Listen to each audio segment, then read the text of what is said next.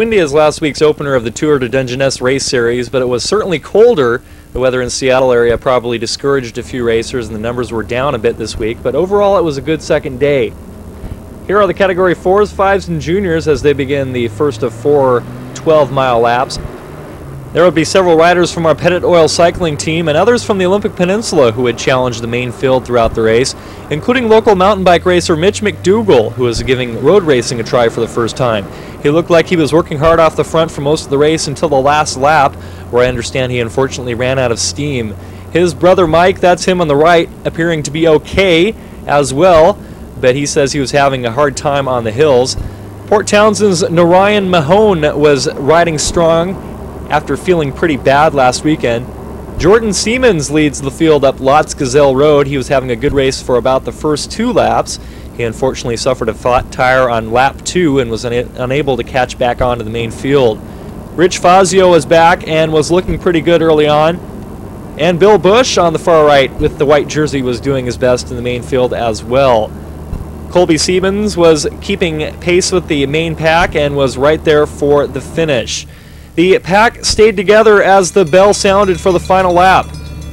There was a solo attack from Greg's Green Lake Cycle, and he had a good gap with about 1,000 meters to go, but he was swallowed up before the finish.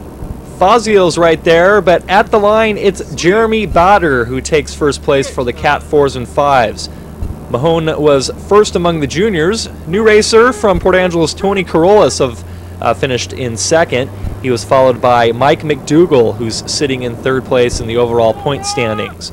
Colby Siemens was fourth. He and Jordan are tied now in the overall for the first 2 races. Now to the women. With a lap to go, these 3 broke away from a group of about 4. They were led by national champion Jenny Reed.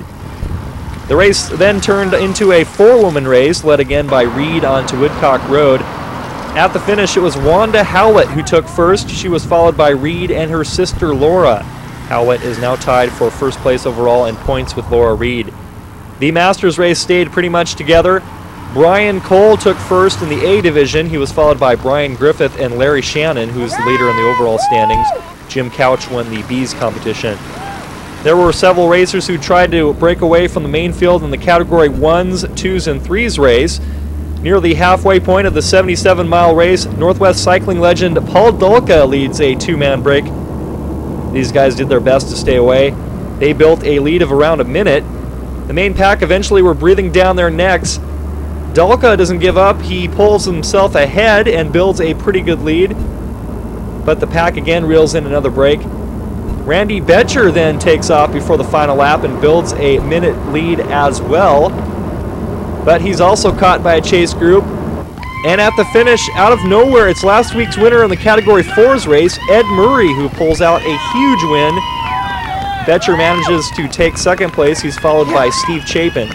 Betcher leads the series by 3 points over Kenny Williams, who finished in 7th. Murray's in 3rd place overall with 10 points. It was another good day of racing in the Dungeness Valley.